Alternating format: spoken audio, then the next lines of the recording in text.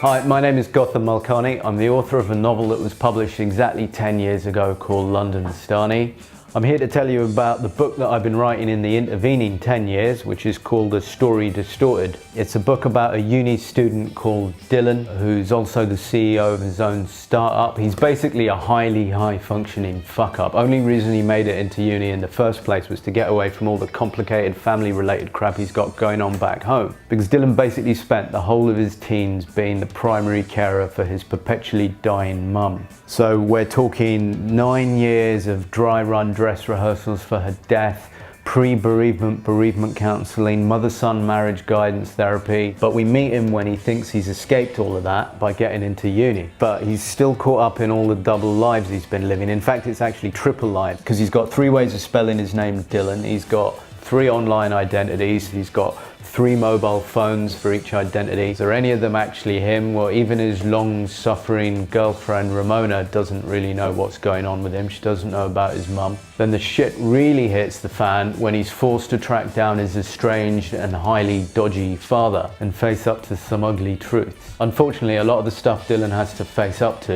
is very similar to what a lot of young carers have to deal with. There are estimated to be between 200,000 and 700,000 young carers in the UK. That's children and teenagers who are caring for sick or incapacitated parents. The discrepancy between those numbers is because it's often so hidden. In my opinion, for some of them, the best case scenario is that they become their parents' de facto spouse. Worst case scenario, they become their parents' parent. But in case this is all starting to sound a little bit get the violins out, I can promise you this book isn't going to be another one of those whining, depressive mama, papa misery memoirs. And I can make that promise because this version I wrote is the whining, depressive version.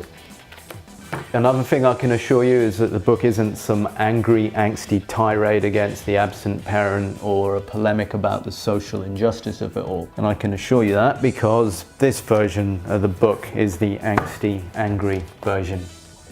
Another thing I can promise you is that despite some of the ugly subject matter, this book isn't going to be some kind of Oedipal body horror nightmare. And I can make that promise because this version of the book is the Oedipal body horror version.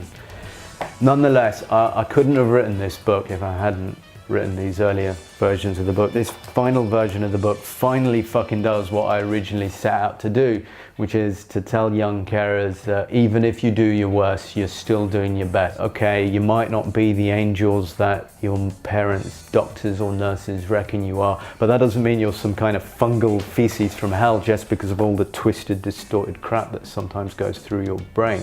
And the other thing I wanted to tell young carers with this book is, you know, even though you can't exactly selfie all this crap and unload it on your friends, that doesn't mean you're in this on your own. That might sound a little bit cheesy, but I reckon it needed to be said. And I think this is a book that really needed to be written.